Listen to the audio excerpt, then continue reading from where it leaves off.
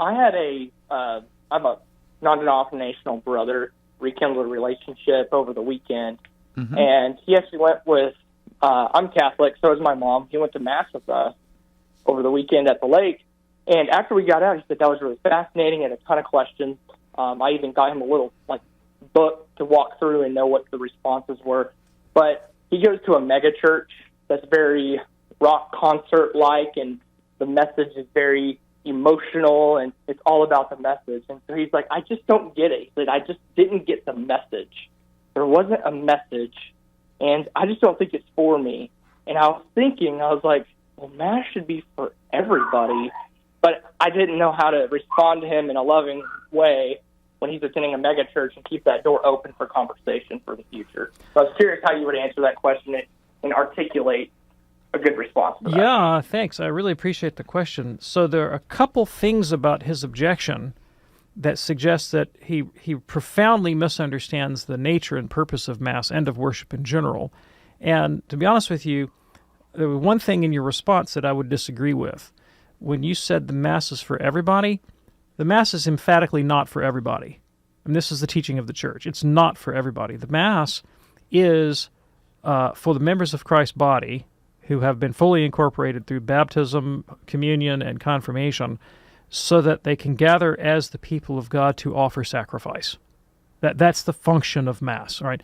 And it is not for everybody. And in fact, in antiquity, it was the common practice of the Church to exclude the uninitiated from the liturgy of the Eucharist.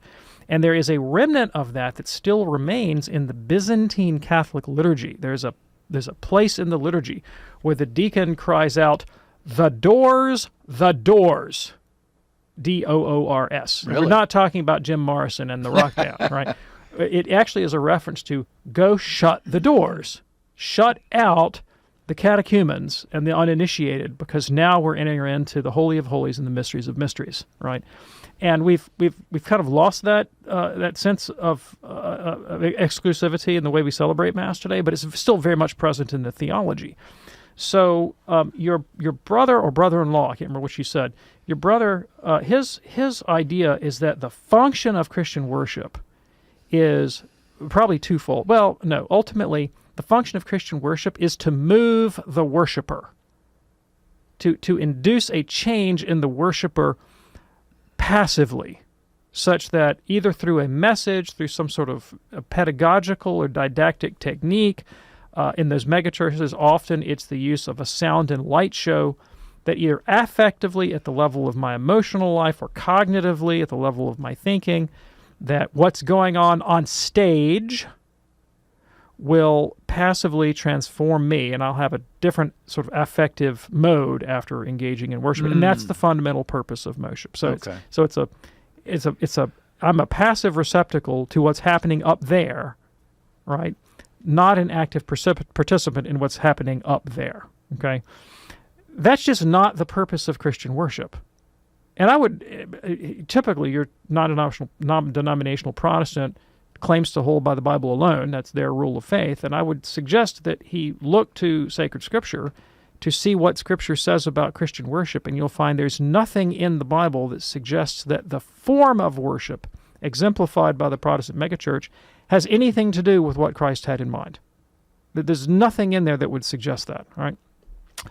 Here is the function of Christian worship, at least what Catholics do when we gather. In Luke 22 and the other institution narratives of the Gospels, Christ gave the command to the apostles, "Do this in memory of me." That is the fundamental purpose of Christian worship. It is to recapitulate the sacrifice of Christ set forth and displayed for us in the holy sacrifice of the Mass. That is the function of Christian worship.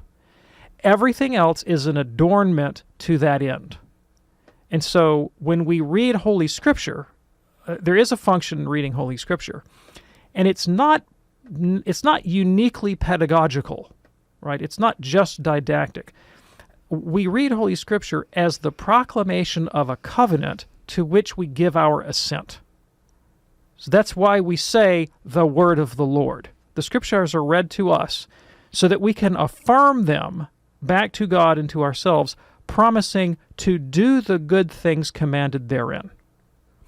The homily, the sermon, if you will, does not have the same function in a Catholic Mass that it does in a Protestant service. In a Protestant service, the homily is the whole thing. That's the big show. It's all about delivering cognitive content that can be assimilated and understood by the worshiper. In a Catholic Mass, the homily is meant, again, to be a kind of preparation for and adornment to the fundamental act of sacrifice.